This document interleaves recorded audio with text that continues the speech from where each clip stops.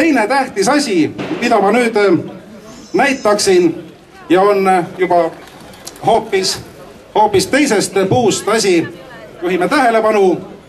See on siin nüüd mudel Leino 2, mis on valmis saanud ja see on vaatluskaev juba tervele väiksemale linnakesele.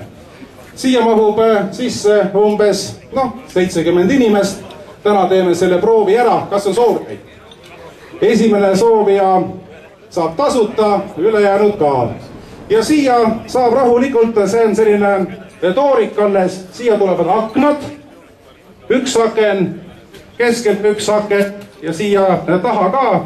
Ning see on siis selline vaatluskaev, see on ujuv vaatluskaev, mis hakkab veepinnal ujuma pärast seda, kui praktiliselt sadevetesüsteeme enam ei ole.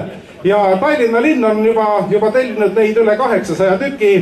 Riia peaks ka tellima lähipäevil ning hind on taskukohane ning komplektis kokku käis need väiksemad, mis on Leino 1 vaatluskaevud siia külge. Et selline kompleks, väiksemad on, eestlastel peavad olema ka väiksemad, sest tülli minnakse